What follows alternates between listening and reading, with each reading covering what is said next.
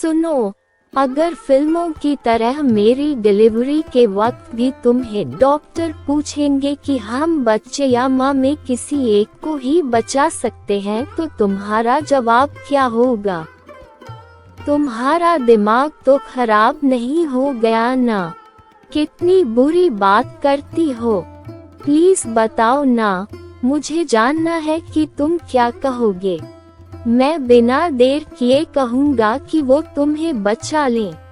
हो सकता है ये सही ना हो, मगर जब बात तुम्हारी हो तब मुझे सही गलत नहीं दिखता।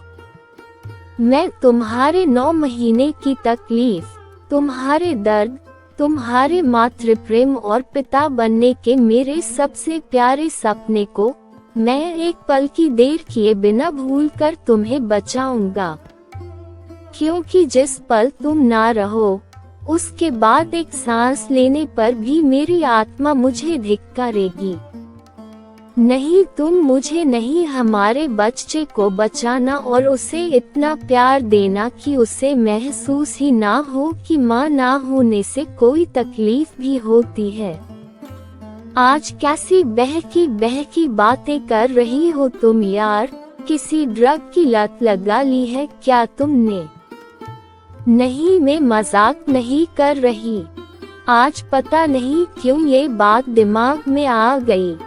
तुम्हें वादा करना होगा कि तुम मेरे बाद अपने आप को कुछ नहीं होने दोगे और हमारे बच्चे को। मिस्टर कमल। किसी के अचानक पुकारने से कमल की यादों ने उसे हकीकत की ओर धकेल दिया। सामने डॉक्टर शर्मा खड़े थे। डॉक्टर साहब, प्रतिमा अब कैसी है? कमल ने हड़बड़ाहट में सबसे पहला सवाल प्रतिमा के बारे में ही पूछा। मुबारक हो कमल, आपको बेटी हुई है। कमल की बात को अनसुना करते हुए डॉक्टर ने कमल के कंधे पर हाथ रखकर जबरदस्ती मुस्कुराते हुए कहा, वाह डॉक्टर साहब, आपने बहुत अच्छी खबर सुनाई। जानते हैं, मैं शर्त जीत गया। मैंने कहा था कि हमें पहले बेटी ही होगी, मगर प्रतिमा ही जिद पर अड़ी थी कि नहीं, पहले लड़का होगा। प्रतिमा खुश है ना हमारी बेटी को देखकर? मुझे ले चलिए उनके पास जल्दी से। कमल की खुशी संभाले नहीं संभल रही थी। डॉक्टर शर्मा ने कमल के कंधे पर रखे हाथ की पकड़ को इस तरह मजबूत किया जैसे वो उसे संभालने के लिए खुद को तैयार कर रहे हों, और फिर अपने चेहरे की झूठी मुस्कुराहट को हटाते हुए गंभीर होकर कहा, देखिए कमल, हम सब बस कोशिश कर सकते हैं और हमने वही किया, मगर हमारे हाथ में कुछ नहीं होता। मतलब आप क्या कह रहे हैं? मुझे समझ नहीं आ रहा। देखिए, मैं अपनी उत्सुकता को और नहीं रोक सकता, मुझे उन दोनों के पास ले चलिए। मुझे प्रतिमा का मुस्कुराता हुआ चेहरा देखना है। कमल आगे की तरफ बढ़ते हुए बोला। डॉक्टर ने पीछे से कहा, कमल, हम लाख कोशिशों के बाद भी प्रतिमा को नहीं बचा पाए। खून बहुत बह चुका था। बच्ची को तो बचा लिया, मगर प्रतिमा अपने दर्द से और लड़ नहीं पाई। नहीं नहीं नहीं डॉक्टर, आप ये सही नहीं कर रहे, ऐसे मत बोलिए।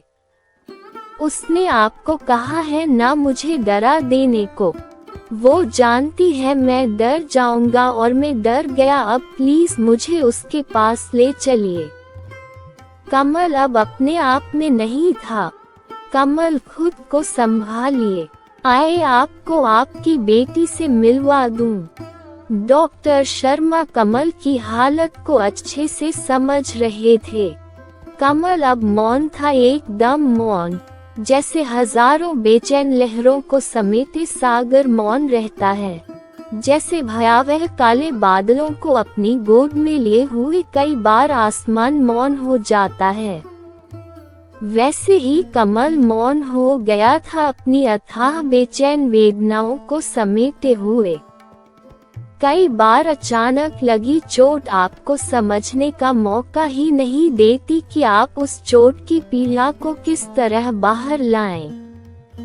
कमल की चोट तो इतनी गहरी थी जिससे उसकी आत्मा तक तड़प उठी थी। जानती हो, ये कहना नहीं चाहिए क्योंकि इस वक्त तुम्हें इतनी तकलीफ सहनी पड़ रही है और फिर इतना ज्यादा दर्द भी सहना पड़ेगा, मगर फिर भी मुझे बहुत खुशी हो रही है। हमारे एक हो जाने के बाद अगर कोई और सपना मैंने देखा है तो वो है हमारे बच्चे का सपना। जितनी खुशी तुम्हें है उससे ज्यादा खुशी मुझे है कमल। एक माँ बनने की खुशी, दूसरा तुम्हारे सपने को पूरा करने की खुशी, और जहाँ एक साथ दो खुशियाँ मिले वहाँ दर्द भी सहलाहट सा लगता है जाना। कमल, ये देखिए आपकी प्यारी बिटिया। डॉक्टर की आवाज से कबीर को उसकी यादों ने फिर से हकीकत की जमीन पर लापटका, मगर इस बार हकीकत पहले से कुछ खूबसूरत थी, और खूबसूरती की वजह थी इस बगीचे में खिली नन्ही सी एक कली। कमल कुछ वक्त के लिए सब कुछ भूलकर अपनी बेटी के मासूम से चेहरे में खो गया। उसे ऐसा लग रहा था कि जैसे उसके चेहरे की ओट में प्रतिमा ही मुस्कुरा रही है। कमल ने डरते डरते उस नन्ही सी जान को गोद में उठाया।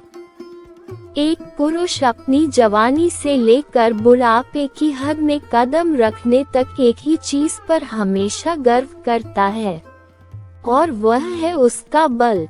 मगर जब वो अपने नवजात शिशु को गोद में उठा रहा होता है तो यही बल उसका सबसे बड़ा डर बन जाता है।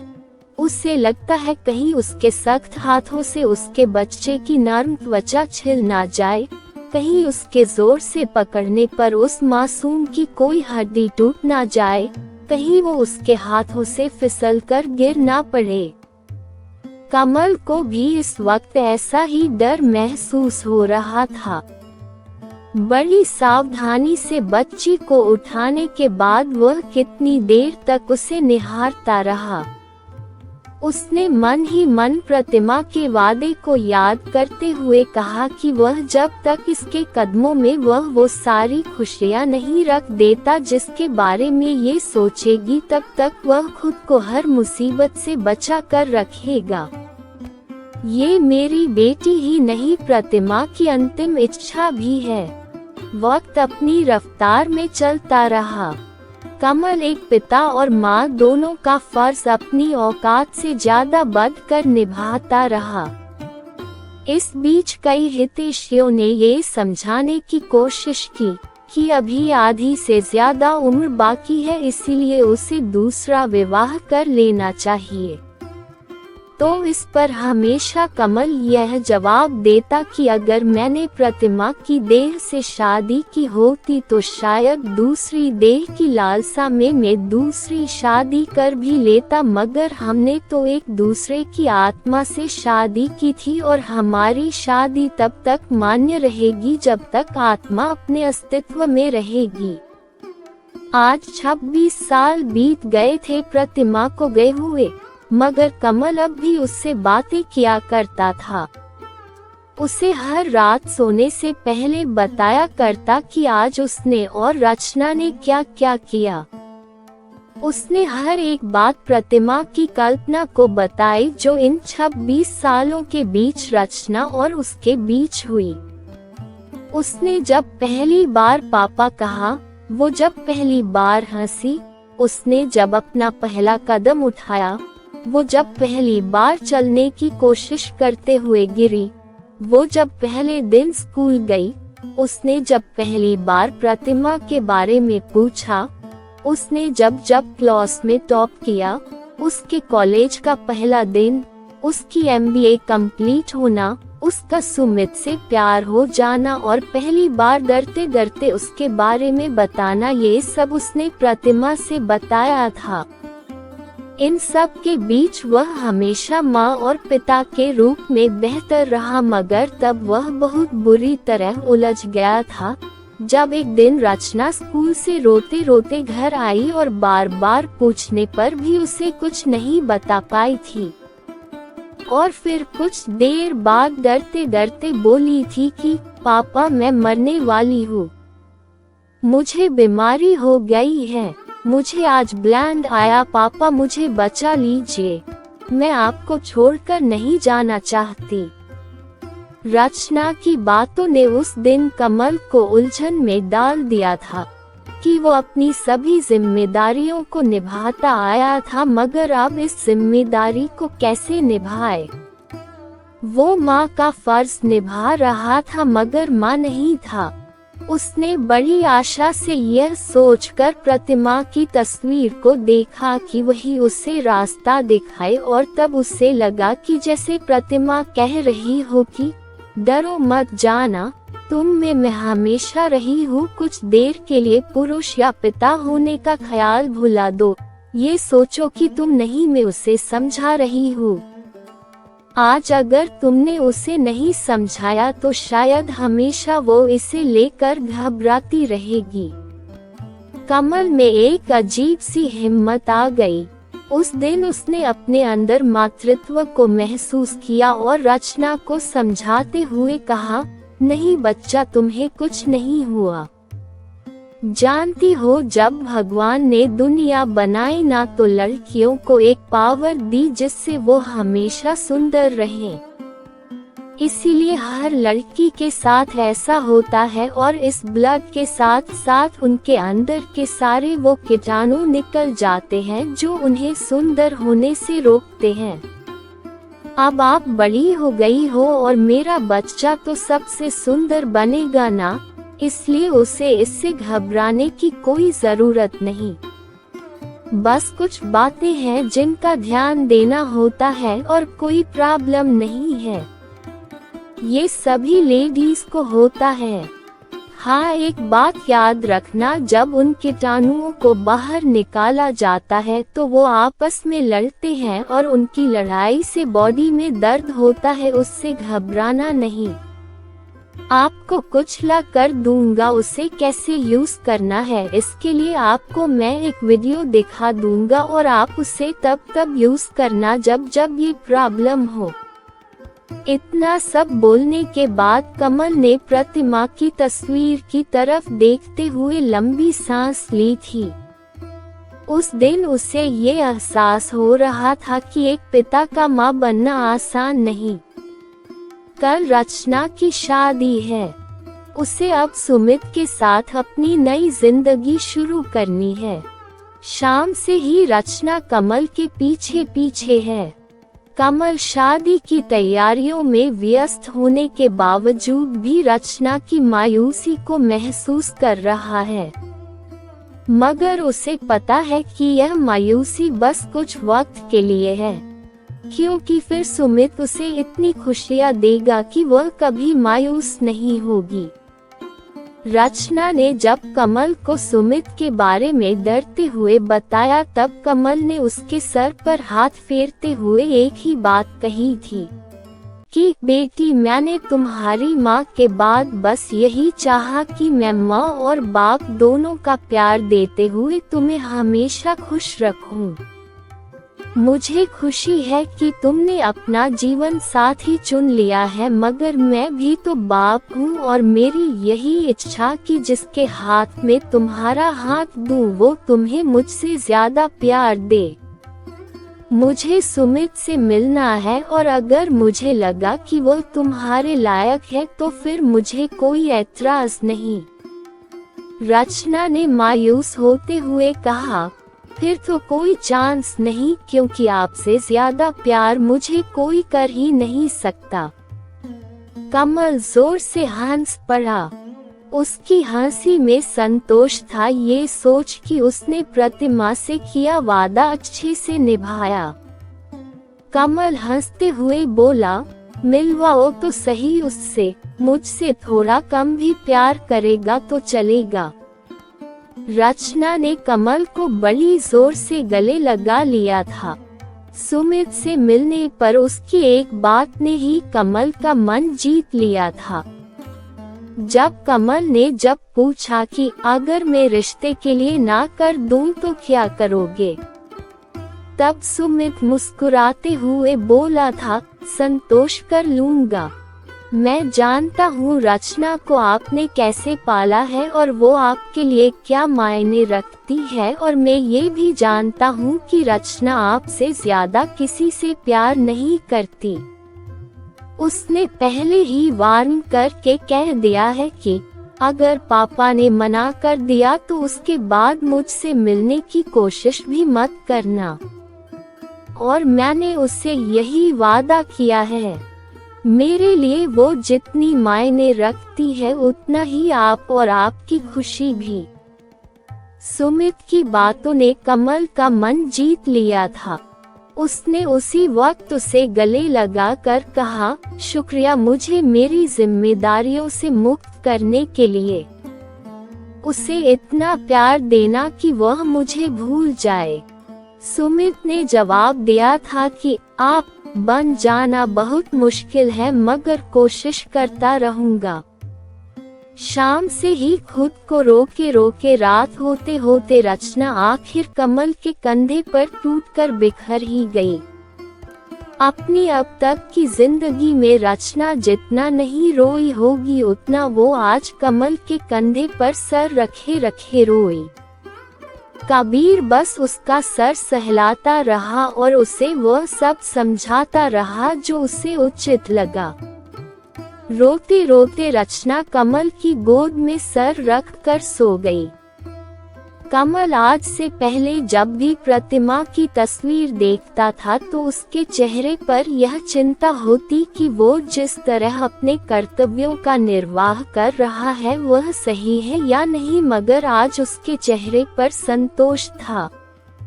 रचना की शादी हो गई। उस दिन वो बहुत रोई और उसके जाने के बाद कमल उससे भी ज्यादा रोया। आज उसने प्रतिमा के बाद अपनी सबसे अनमोल संपत्ति को सुमित के हाथों में सौंप दिया था। रचना की शादी को 6 महीने बीत गए थे। शादी के बाद पहली बार वो 10-12 दिनों के लिए कमल के पास रहने आई थी। इस बीच हनीमून, सुमित के घर के रस्म रिवाज, इन सब में ही व्यस्त रही थी रचना। रचना ने बताया कि वह बहुत खुश है। सुमित का परिवार बहुत अच्छा है और सुमित तो जैसे आपका ही क्लोन है। फिर हंसते हुए बोली, पर क्लोन तो क्लोन होता है ना पापा, ओरिजिनल की बात ही अलग है। कमल मुस्कुरा दिया। कल रचना को चले जाना था। कमल से बहुत सी बातें करने के बाद रचना सोने चली गई। इधर कमल बहुत खुश था। वो प्रतिमा की तस्वीर को मुस्कुराते हुए देख रहा था। उसने मन ही मन प्रतिमा से कहा, देखो आज मैं अपने वादे से आजाद हो गया। मैंने हमारी बेटी के चेहरे की खुशी में महसूस किया कि मैंने अपना फर्ज अच्छे से निभाया है। तुम्हारे बिना एक पल काटना संभव नहीं था, मगर तुम्हारे वादे की वजह से बहुत लंबा सफर काटना पड़ा है तुम्हारे बिना। सोचते सोचते कमल की आंखों का वह बांध टूट गया जो उसने 26 सालों से बांध रखा था। कमल ने महसूस किया कि प्रतिमा तस्वीर से निकलकर मुस्कुराती हुई उसके सामने खड़ी है और उसके आंसू पोंछ रही है। कमल खड़ा हुआ और प्रतिमा की परछाई को गले लगा लिया। पापा पापा उठिए पापा, पापा नहीं, आप नहीं जा सकते पापा। मैं इतनी बड़ी नहीं हुई कि आपके बिना रह सकूं। पापा कल रात ही तो हमने कितनी बातें की थी, कितना कुछ प्लान किया था। रचना कमल के मृत शरीर से लिपटी हुई फूट फूट कर रो रही थी। सुमित उसे चुप कराने की कोशिश कर रहा था। रात का सूना घर सुबह अफसोस जताने वालों की भीड़ से भर गया था। सुबह जब रचना के बार बार दरवाजा खटखटाने पर भी कमल ने दरवाजा नहीं खोला तो रचना ने घबरा कर सुमित को फोन किया और सुमित के आने पर जब दरवाजा तोड़ा गया तो वहां कमल का मृत शरीर मिला। मृत होने के बाद भी कमल का चेहरा संतोष से भरा हुआ था। संस्कार के वक्त जब कमल की देह पंचतत्व में विलीन हो रही थी तब एक कोने में वो प्रतिमा के साथ खड़ा था। दोनों मुस्कुरा रहे थे। वर्षों बाद फिर से मिलने की खुशी दोनों के चेहरे पर झलक रही थी। उधर सूर्य अस्त हो रहा था और इधर इन दोनों की आत्माओं के मिलन की सुबह ने बड़ी शिद्दत से अंगड़ाई ली थी। प्रेम सच्चा होना चाहिए, मिलन हो ही जाता है फिर चाहे इस जहान में या फिर उस जहान में। दोस्तों ये कहानी यहीं पर खत्म होती है। अगर आपको ये कहानी पसंद आई हो तो लाइक और सब्सक्राइब जरूर कर दें। इस कहानी को अपने दोस्तों के साथ शेयर जरूर करें। पूरा वीडियो देखने के लिए धन्यवाद।